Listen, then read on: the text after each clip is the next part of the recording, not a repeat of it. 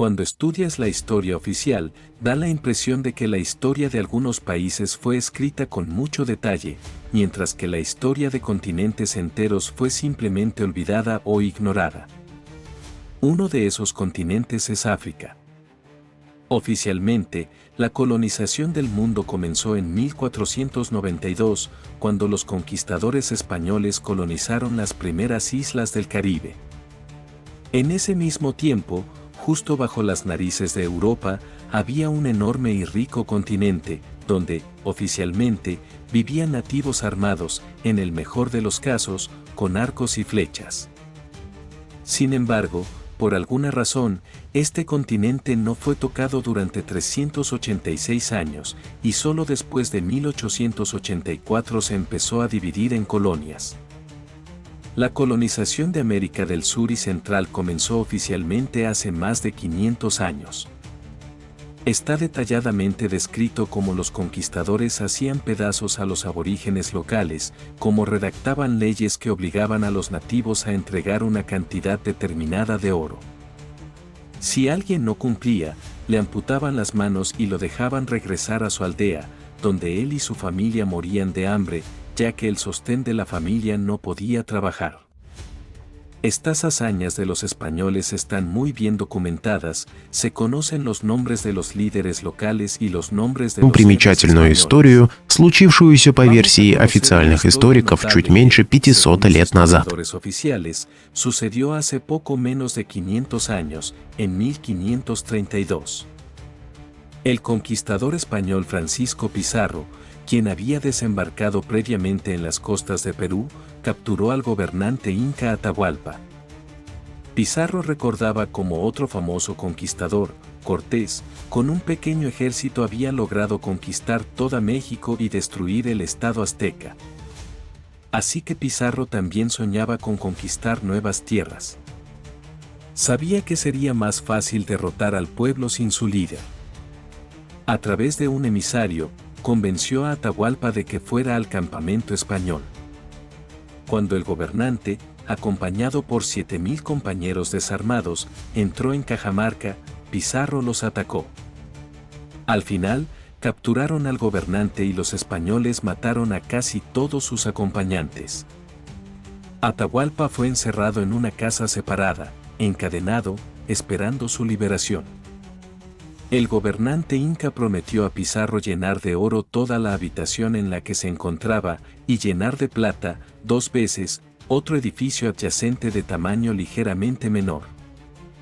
Durante 3 meses, los incas recolectaron y trajeron a Cajamarca todo el oro y la plata que tenían, joyas, platos, copas y otros objetos de lujo, que habían sido creados durante siglos por varios pueblos y civilizaciones de América del Sur. Posteriormente, todos estos objetos fueron fundidos en lingotes, lo que tomó 34 días. Sin embargo, Francisco Pizarro no cumplió su promesa, pues temía que si liberaba al líder inca, éste levantaría a su pueblo en una lucha por la libertad contra los españoles. Por lo tanto, Atahualpa fue acusado de 12 crímenes y condenado a muerte. Un rastro financiero notable de esa época son los dólares de plata mexicanos, que fueron una moneda internacional en el siglo XIX y en algunos países, como China y Japón, se utilizaron hasta la década de 1930. Los barcos ingleses que participaron en el asedio de Sebastopol en 1853 se parecían mucho a los barcos con los que España colonizó América del Sur, aunque entre estos eventos pasaron más de 350 años. Te he contado esto para hacerte una pregunta: ¿tenemos derecho a dudar de la cronología oficial de los eventos? ¿No están estos eventos de hace 500 años demasiado detalladamente documentados? ¿Y por qué los dólares españoles circulaban por todo el mundo si el Imperio Español ya había caído hace tiempo? ¿O acaso todo esto sucedió más recientemente? Volvamos a la colonización. Los eventos en América del Sur oficialmente sucedieron hace mucho tiempo y lejos de Europa. Pero, ¿qué estaba ocurriendo bajo las narices de Europa hace apenas 200 años? ¿Por qué América del Sur, tan lejana, fue colonizada, mientras que África, que no es menos rica y tal vez más poblada, comenzó a ser colonizada solo a finales del siglo XIX. Las expediciones europeas previamente se concentraban en colonizar islas deshabitadas como Cabo Verde y Santo Tomé, así como en construir fuertes en la costa. Sin embargo, a lo largo de la vasta costa africana, los ejércitos europeos, armados con armas de fuego, no lograban conquistar siquiera una parte de la costa y solo se asentaban en islas deshabitadas.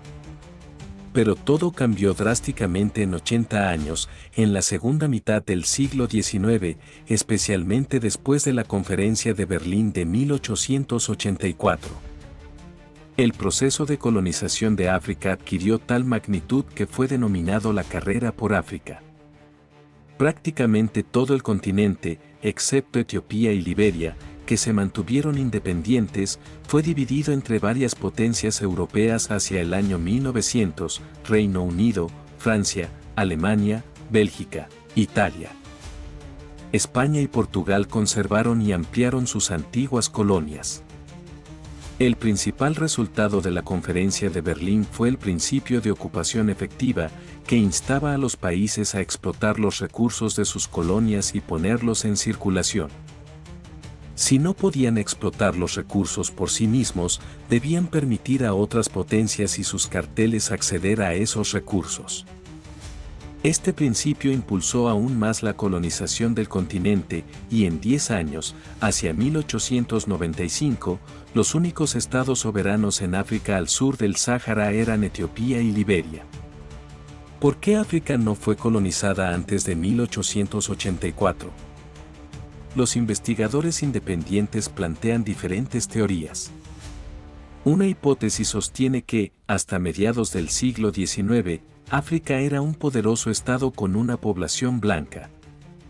Según ellos, en la primera mitad del siglo XIX, tuvo lugar una gran guerra nuclear, conocida como la Guerra del Norte contra el Sur, donde del lado del norte estaban Rusia, Europa, India y América del Norte, y del lado del sur estaban África y su aliada, Australia. Esta teoría se basa en pruebas tanto indirectas como directas, incluidas las guerras anglo-boer. Las guerras anglo-boer fueron dos conflictos armados entre el Imperio Británico y los Boers, los primeros colonos europeos en Sudáfrica, en su mayoría de origen holandés. La primera guerra anglo-boer del 16 de diciembre de 1880 al 23 de marzo de 1881 terminó con la derrota de Inglaterra. La Segunda Guerra Anglo-Boer del 11 de octubre de 1899 al 31 de mayo de 1902 concluyó con la victoria de Inglaterra, pero no en combates abiertos, sino mediante astucia. Es curioso que los Boers usaran armas de fuego, no arcos y flechas. ¿De dónde obtenían los Boers tantas armas de fuego? ¿Quién los armaba? En Internet se puede encontrar información de que compraban armas en Europa, pero esto no explica cómo unos agricultores, pues los Boers eran en su mayoría agricultores, podían permitirse comprar armas ni cómo las traían a África. Surge la pregunta, ¿es posible que los Boers tuvieran su propia industria y fabricaran sus propias armas? Se cree que África, hasta mediados del siglo XIX, era un continente desarrollado, y que los Boers representaban una población blanca con su propia producción y recursos. Esto se ve corroborado por el hecho de que, a pesar de perder la guerra, los Boers lograron obtener indemnizaciones de Inglaterra, algo sin precedentes en la historia, donde el vencedor paga al vencido. No podemos olvidar otros países con población blanca en África, como Rodesia y Sudáfrica. Raras fotografías de Transvaal, Rodesia y ciudades como Pietermaritzburg muestran una infraestructura y cultura desarrolladas en estas regiones.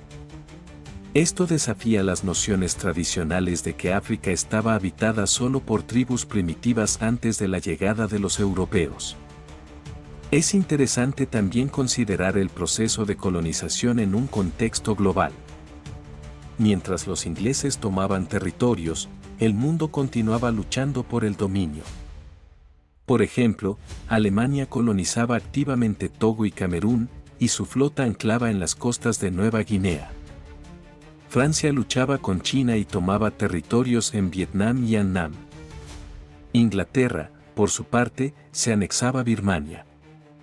Este reparto del mundo, o más precisamente, su saqueo, muestra el carácter agresivo e imperialista de las potencias europeas.